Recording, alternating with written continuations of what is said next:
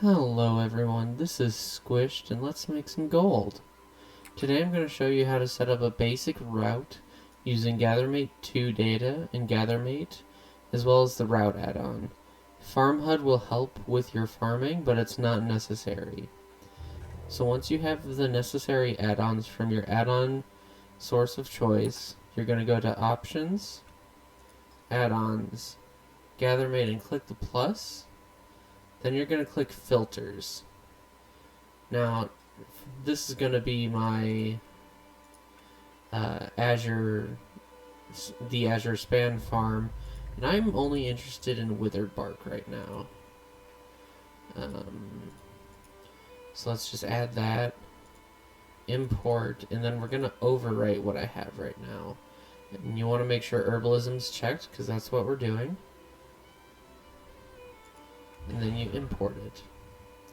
Then you go type /routes, and now we're in the routes interface. Routes interface can be moved around. This is very handy for when we're actually making the route later. First, we're going to add our new route. We'll want to make sure we select the right zone. Looks like it's under T. Azure Span, and we'll call this GatherMate. And be sure to hit enter after you're done typing. And we're going to import from GatherMate, and we're going to just select, oh, these are the Hawk and Blooms. We just want to select our Witherbark. Witherbark? Let me know how you say it in the comments below. And now if we open our mini-map, you'll see that is a wild.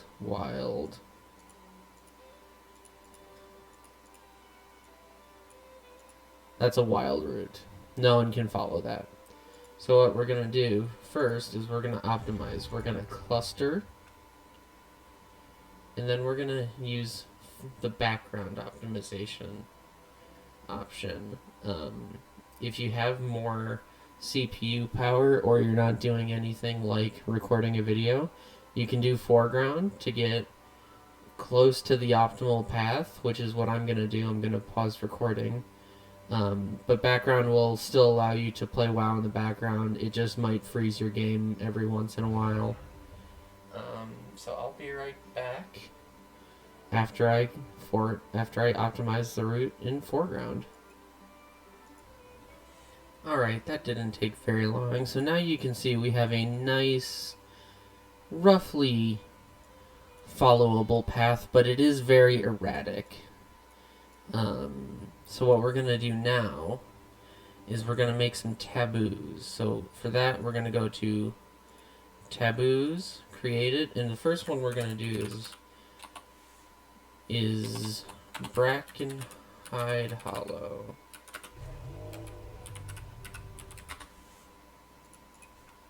Right? And the second one we're going to do is, I'm thinking, the Cobalt Assembly.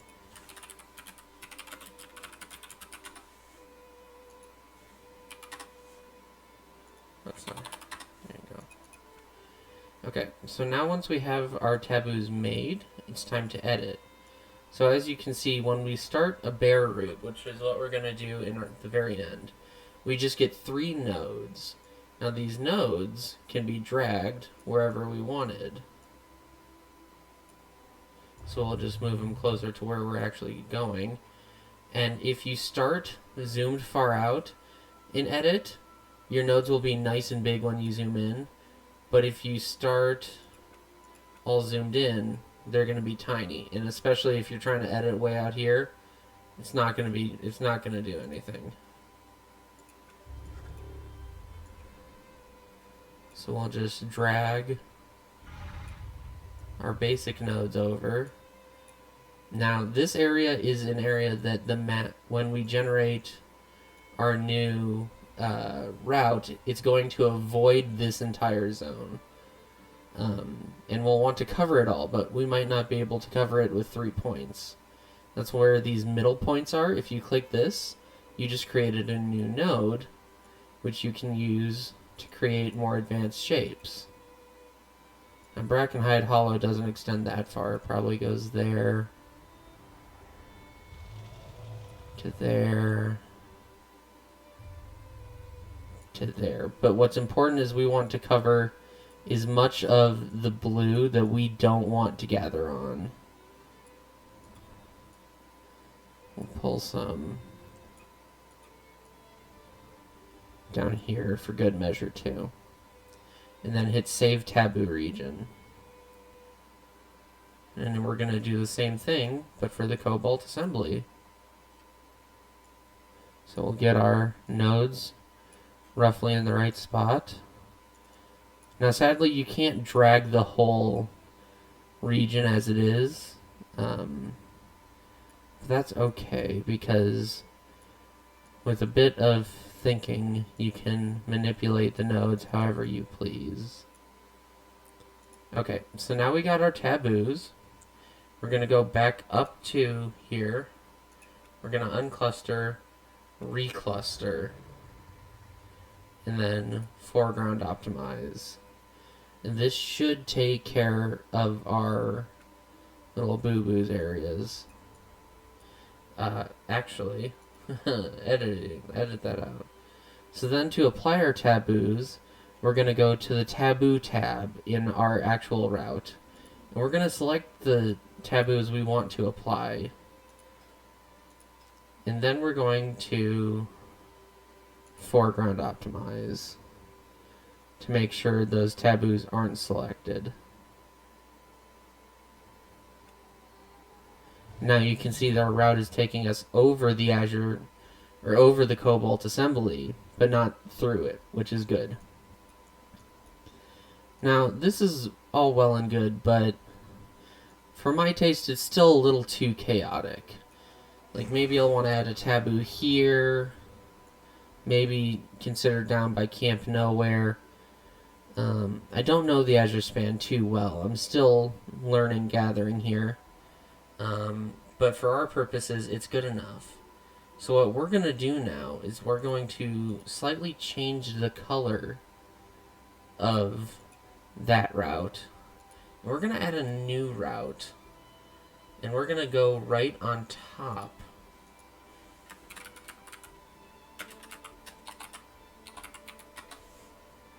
And we're going to create a bear route. So what this is doing is we're not using any of our data, we're just putting the 3 points down. So now we can go edit our route, and we can just start to build what we think is going to be optimal. So we'll start with big shapes, and then we'll refine from there.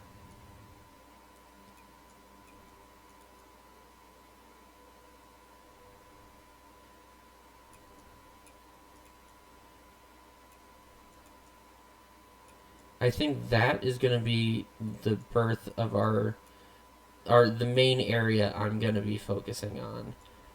Because you want to strike a balance between not too many nodes, but at the same time, not having so many twists and turns that it's impossible to keep track of. Now this node is hiding under our world quest.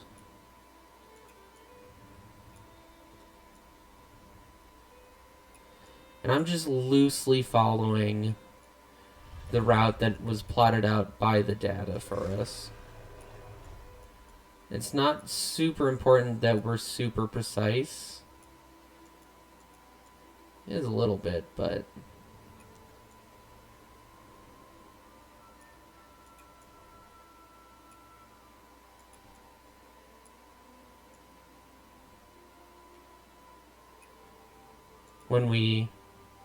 if you have your cluster settings chosen, and I'll go over that at the end for what I have mine set at, it should be able to catch most of these.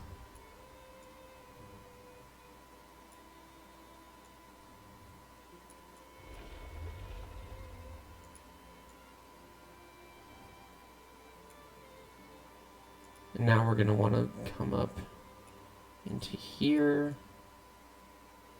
into the null territories.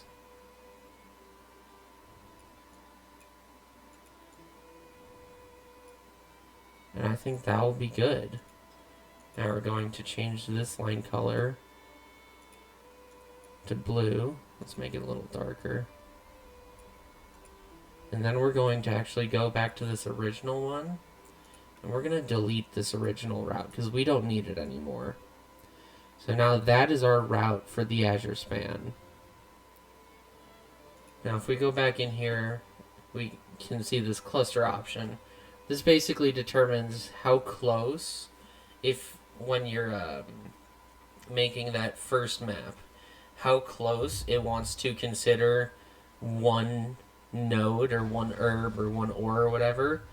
How many in a cluster, how much do you want to condense that? So 200 would be very condensed, 10 would not be condensed at all. I like sticking at 80 because that's the range of the Farmhud minimap. So this is the minimap. The blue circle is the minimap that normally is up here.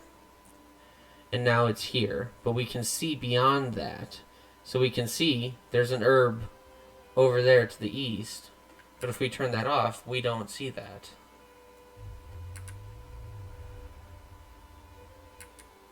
I guess we do. But that's silly. Well, we'll cut this. And that is how you make a basic route. Now, how do you go about following it? You open up Farmhud either from somewhere on your minimap or in your minimap button bag. Like that. And then it replaces your minimap. And it puts it right on the center of the screen, transparent. So then what you do is you just follow your line that you drew. And you stop and you pick any flowers or mine any ore that you come across. And this can be applied for something as simple as these disturbed dirt piles as well. It works great for that, although you can't import data for that. So that is just creating a bare route as you go. But yeah, you just sort of zoom through, picking flowers as you find them. And I never stray perfectly on the line.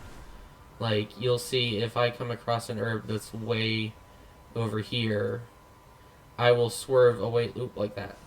I will swerve away from the line to pick up the herb. Because I know what direction I was going down the line. That's another reason you don't want very complex lines is it's easy to get turned around. But I hope that was an informative guide on how to create routes using GatherMate data and the routes add-on. I will see you next time. Please like, comment, and subscribe. Bye.